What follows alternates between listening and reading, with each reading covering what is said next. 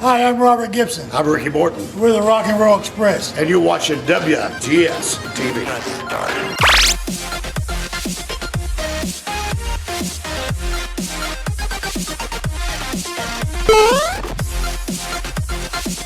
Greetings, YouTube. Yeah, working way into the beginner's guide right here on WGS-TV. I am the Russell Gamer. I don't know anything about this game. I've tried playing it already a couple of times, about 20 minutes in, and of course, Bandicam issues and audio-visual issues. It's just really been hard. So hopefully I got it right this time.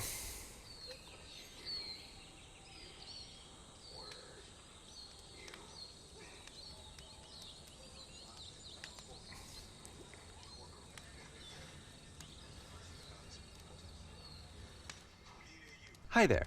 Thank you very much for playing the Beginner's Guide. My name is Davey Wreden. I wrote the Stanley Parable, and while that game tells a pretty absurd story, today I'm going to tell you about a series of events that happened between 2008 and 2011. We're going to look at the games made by a friend of mine named Coda. Now, these games mean a lot to me. I met Coda in early 2009 at a time when I was really struggling with some personal stuff, and his work pointed me in a very powerful direction. I found it to be a good reference point for the kinds of creative works that I wanted to make. So just to start you off, this is, I think, the first game he ever made. It's a level for Counter-Strike. You can walk around here, by the way. And mostly it's just Coda learning the basics of building a 3D environment. But what I like is that even though he starts from the simple aesthetic of a desert town, he then scatters these colorful abstract blobs and impossible floating crates around the level. And of course, it destroys the illusion that this actually is a desert town, and instead this level becomes a kind of calling card from its creator. It's like a reminder that this video game was constructed by a real person. And it kind of makes you wonder, what was going through his head as he was building this? This is what I like about all of Coda's games. I mean, not that they're all fascinating as games, but that they are all going to give us access to their creator. I want us to see past the games themselves. I want to get to know who this human being really is. And that's exactly what we're going to do here. So, it's 2008, Coda starts making these games, and he never releases any of them. He doesn't put them onto the internet, he just makes them and then immediately abandons them, and they sit on his computer forever. And I think he really understood this image of himself as a recluse. At one point, he jokingly renamed his computer's recycling bin to Important Games Folder.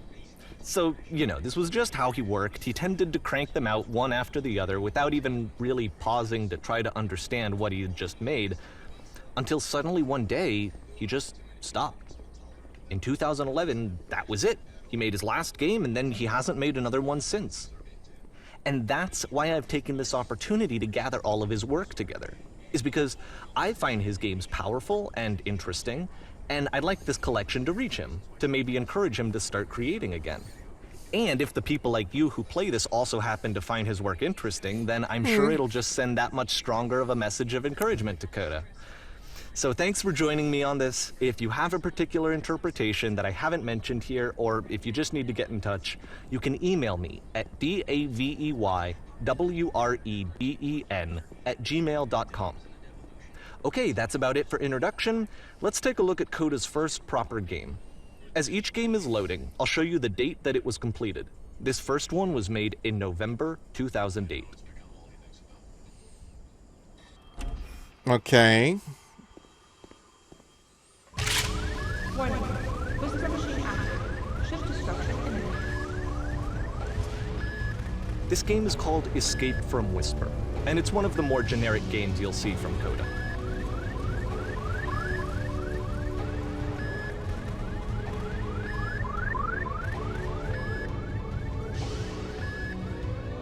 Security hull breached. Hostile alien life forms inbound. It kinda looks like this game was abandoned mid-development. For instance, you have this gun, which you'd think would indicate that there are supposed to be monsters or enemies somewhere, but then clearly there are no enemies anywhere. You can't even reload the gun when you run out of bullets. But ultimately, we don't really know. Maybe Coda thought that actually it was complete the way that it is. And I think that we should talk about his games for what they are, rather than for what they're not. Enemy force neutralized. Begin ship activation.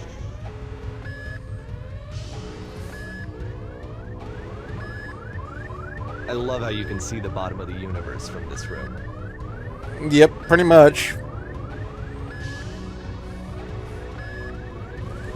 From the way it looks like Coda had a lot of good ideas for games.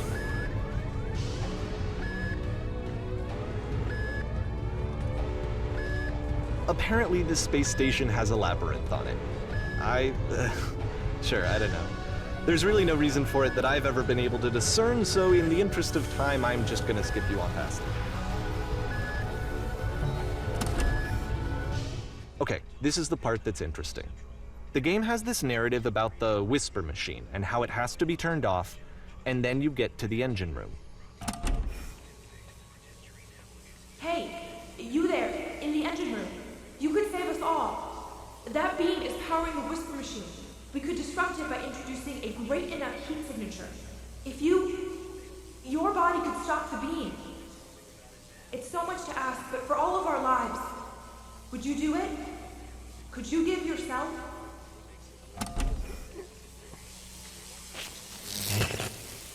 Let me pause here for a second. What you just experienced, stepping into the beam and then dying, is probably what Coda had initially intended when he was developing this level. But when he first compiles and plays it, something goes wrong. There's a bug somewhere. And this is what happens instead.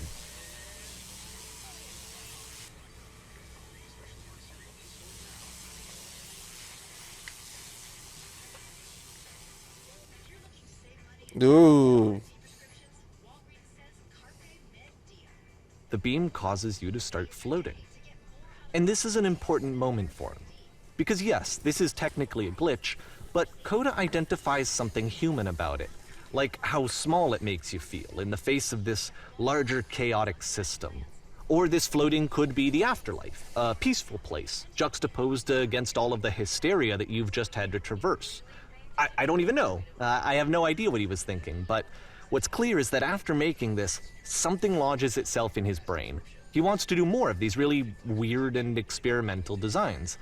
So he stops work on this and moves on to a stream of tiny little games that go in all sorts of directions. Let's go ahead and take a look at the first game he made after leaving this one behind.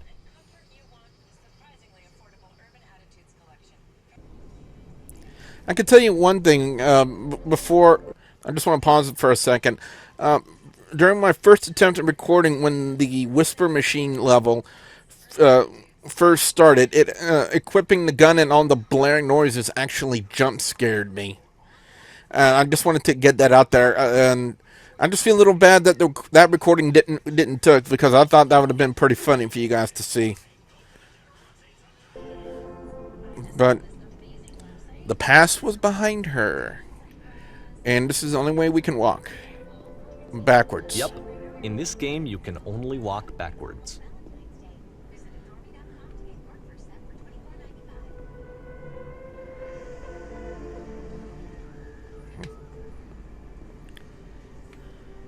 So it's a short and relatively minimalist experiment combining motion and narrative. It is less advanced than the previous game, but actually it seems to be more focused, more complete. Coda is trying to give it a unique voice rather than simply basing it on a pre-existing trope.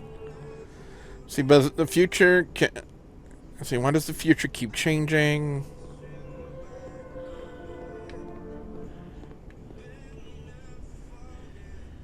When she stops and looks, it becomes clearer.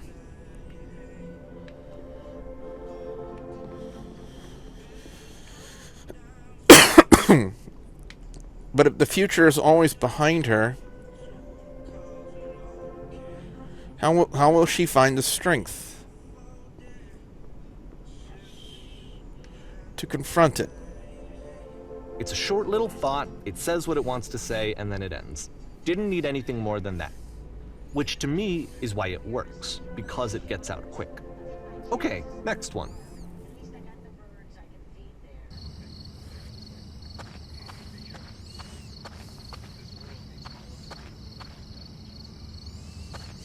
You are now entering.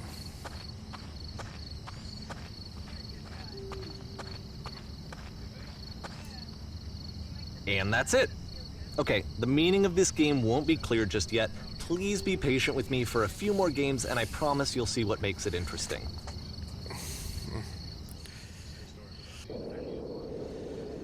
Oftentimes, Coda would put bizarre titles like this one at the start of his games.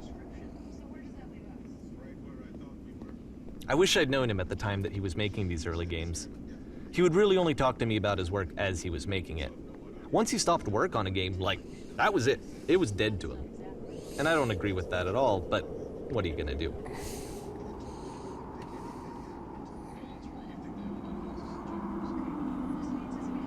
We're going slower.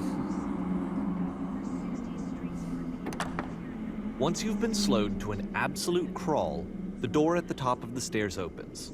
So why, if Coda's not showing these games to anyone, why bother opening the door at all? Well, to show you, I'm modifying the game here so that when you press the use key on your gamepad, it'll bring you back up to full speed so you can enter the door for yourself. So let's do that.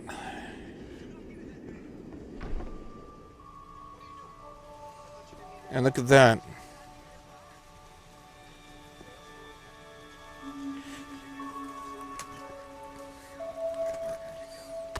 A room that's warm and nice and filled with little ideas for games. Look at that. Coda would often tell me that he didn't mind if people thought of him as cold or distant.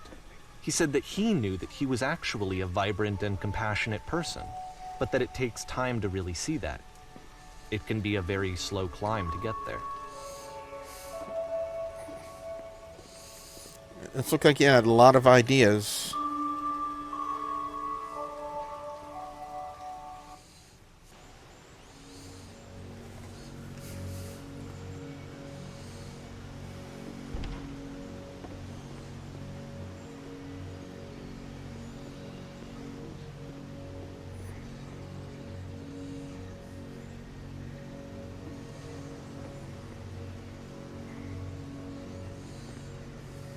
Well, this is new for Coda. It's an actual puzzle. Go ahead and see if you can solve it. I haven't gotten to the point at this point in the game where I have. Because watch.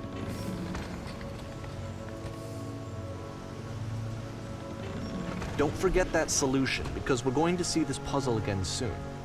We're going to see it a lot.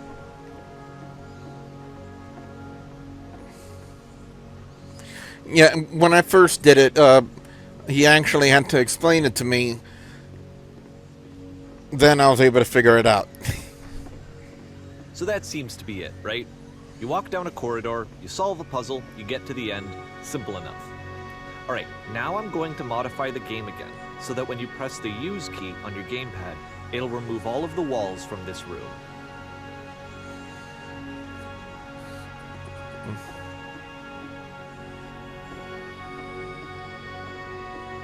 How about that?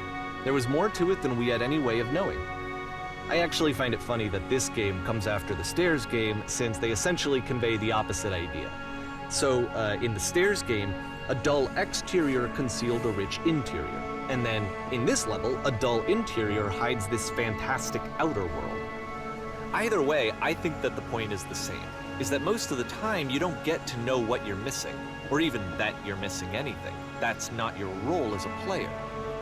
So if your role here is not to understand, then what is it?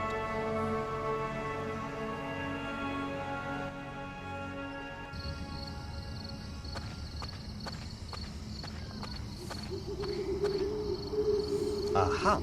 So, this, combined with the entering game from earlier, tells us that Coda believes his games are connected somehow.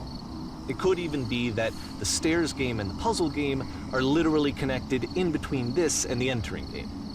There's a bigger picture that all of his games are meant to play a role in, some larger meaning that we won't be able to grasp until we've seen all of them. And once we have, we can step back and start to understand what exactly that bigger picture is.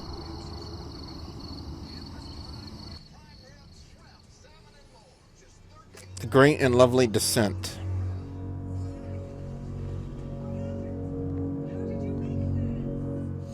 Okay, this is a new part. I haven't gotten to this Let's talk part. about video game development for a second. Every video game runs on what's called an engine, which determines what the game can and cannot do. So in other words, the engine is a set of tools for game development. To make all of these games, Coda is using an engine called Source. Like all engines, Source has certain things that it does well, and it has certain things that it does poorly. One of the things that it does very well is boxy linear corridors. That's why so many of Coda's games are set in these large, flat, empty rooms, is just because he's working with what the engine does well. The tools available to the creator shape what kinds of creative work they're going to end up making. You might consider paying attention to the architecture in Coda's games to notice how they seem to stem from an engine that's very good at producing linear, boxy corridors. Where am I? I'm seeing lots of shapes. Where do I go? Down here?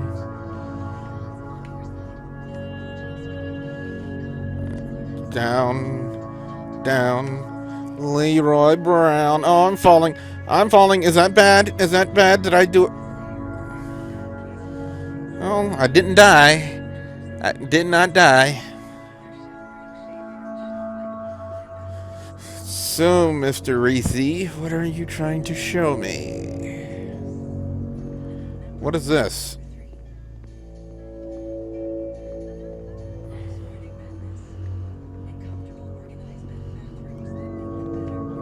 So what, something like this isn't attainable?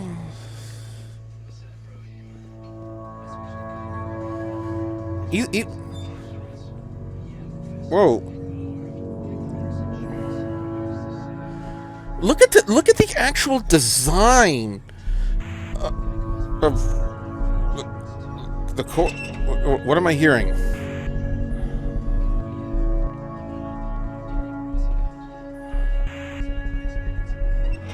Oh.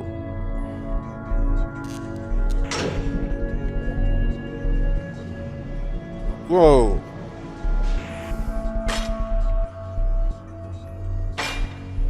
This prison, funny enough, in Coda's original design, the doors stayed shut for a full hour before letting you go.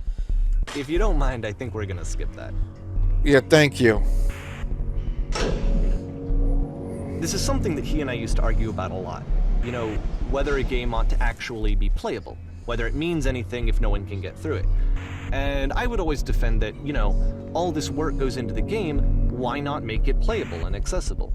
And so we just got into heated arguments over it, and there was one time that after one of these conversations, he went home, and a day or two later, he sent me a zip file entitled Playable Games that was full of hundreds of individual games, each of which was just an empty box that you walked around in and nothing else. Believe me, I played every single one of those just to find out if there was like a gag hidden somewhere. There wasn't. Wow. So, right, we seem to be blocked here. Right, can we go back through here? Is that what we do?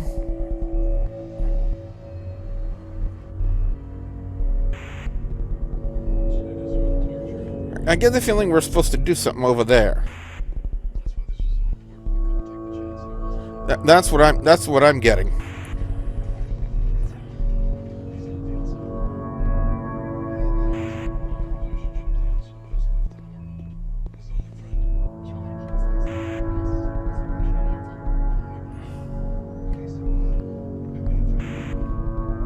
Okay.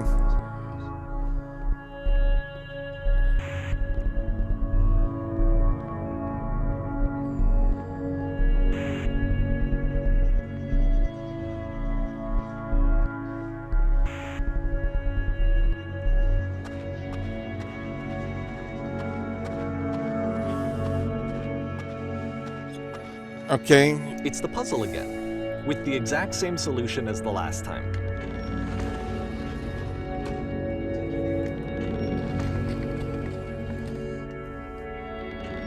There's still no clear indication of what makes this puzzle so special that Coda is going to return to it over and over. But I promise I'll share with you my interpretation very shortly.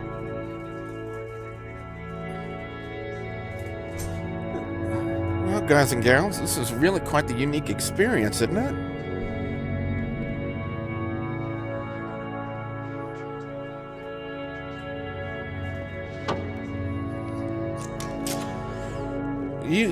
You there, did you... Here, Coda begins using a kind of dialogue system that he fashioned out of the engine's chat capabilities. Use the buttons on your gamepad to respond.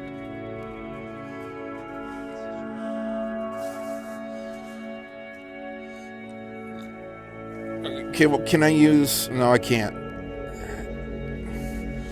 Alright, I'm just going to take a stab at it. Yes, there was an enormous prison I spent hours in. That's the world above. You've been there. Now, this is important. Do you have to get through a puzzle with 2 doors and switches? Yes, I did. That was literally the last thing I did before coming here. Again, perfect. Now, please tell us how you solved it. Tell us the solution. Tell us how to get to the other side.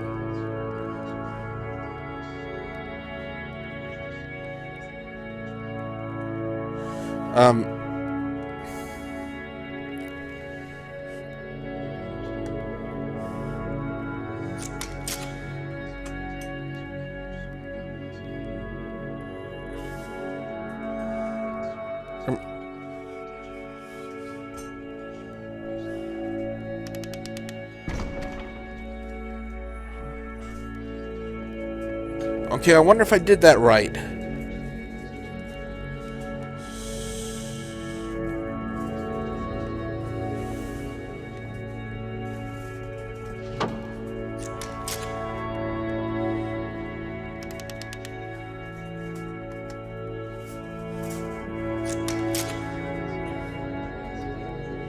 No, we actually found the black space between the doors to be far more interesting. Have you seen it?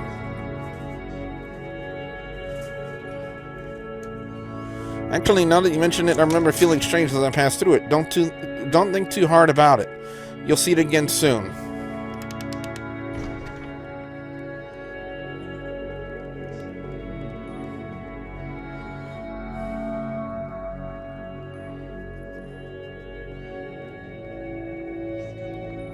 And so we make one last descent down to the final floor of the level.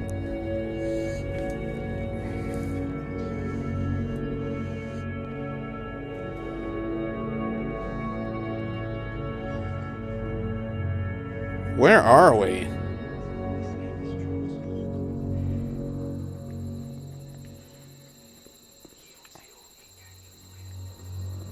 It's a lamppost.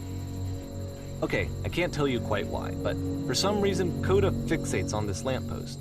It's going to appear at the end of every single one of his games from here on out. I'll tell you what I think. I think that up to this point, you know, he's been making really strange and abstract games with no clear purpose, and maybe you can only float around in that headspace for so long. Because now he wants something to hold on to. He wants a reference point. He wants the work to be leading to something. He wants a destination, which is what this lamppost is. It's a destination.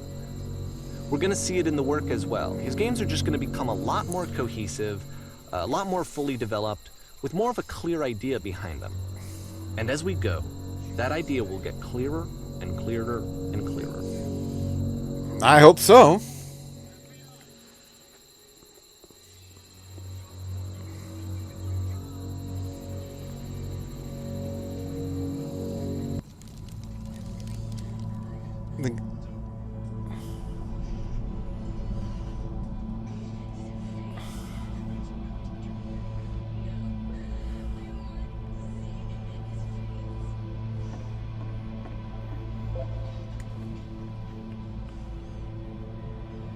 Nice room, not.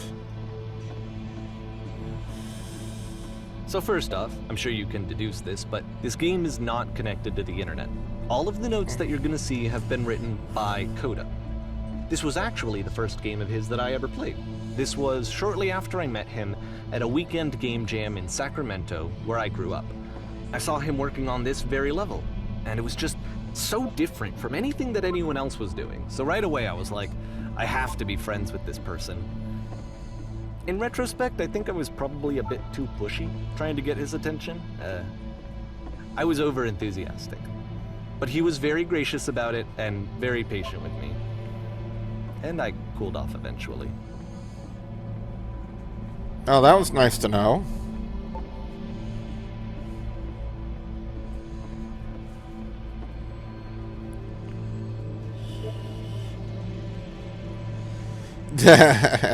Whoa, holy shit.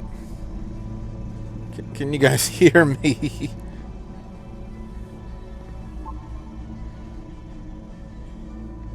Hello. Feel free to skip over any of these notes if they're not doing anything for you. Nothing extra is going to happen if you read all of them. Either way, to me they convey a sense of loneliness. I see this person who's filled with thoughts and feelings and beliefs and has no way to express them except as scattered and unheard voices in a game that wasn't meant to be played.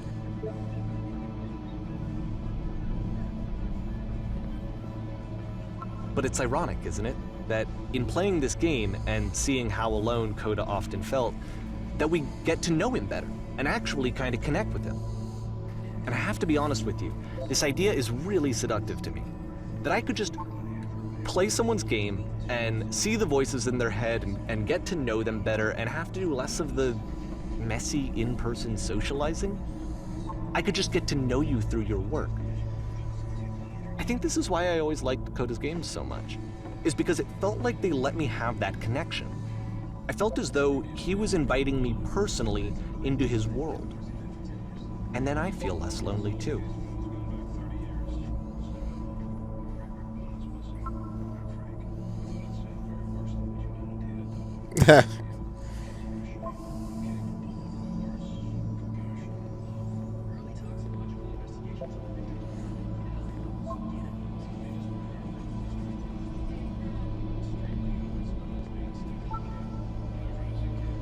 A free t-shirt.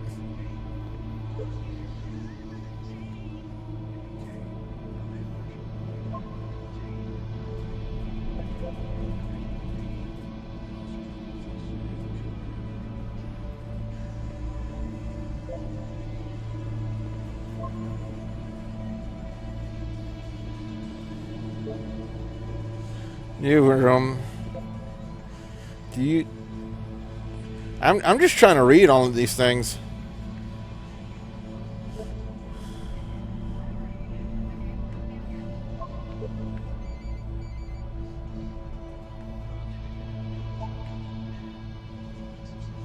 This is where you...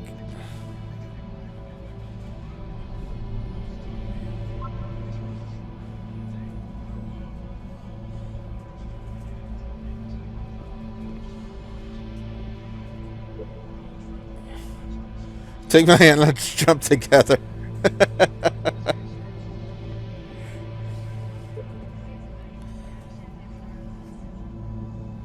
Cabbage shapes our nation.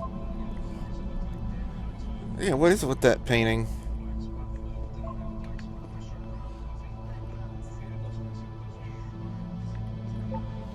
Does not matter if you get over there. Hey, don't.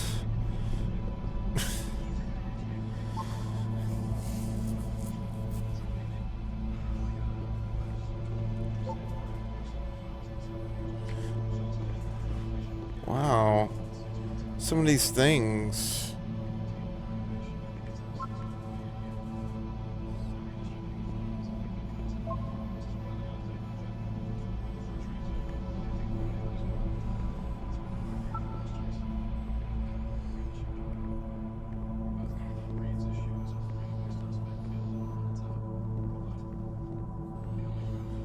Wow. Let's see. Stop faking it.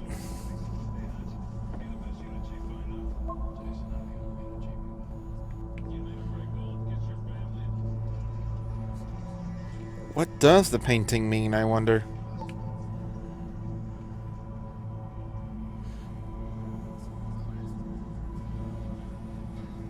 Whoever made this has issues.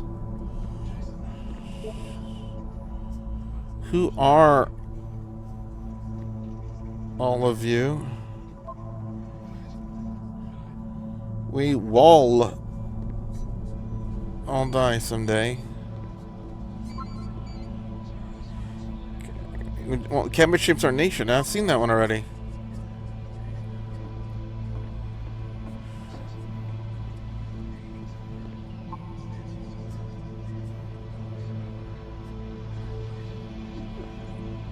Huh. He was himself the most horrible creature he could imagine. Wow. Before we go any further, guys and gals, I'm going to go ahead and call it an episode, and on the next one, we're going to continue this little magical journey. So with that being said, be sure you check out WGS-TV on social media, Facebook, Twitter, Instagram. You guys can ask me questions. Links will be provided in the description box below. Don't forget to check out the videos in the annotations for more from the Beginner's Guide. So with that being said, I am the Russell Gamer, and I will see you at the next Warp Zone. Bye, guys. Instead of my ribcage, my soul just can't be soothed any other way, it seems. Which I guess is all that matters. Oh, that and a tiny couch. Would you straighten the pillows out on the sofa out there? Wait, my sofa over here. Oh dear, none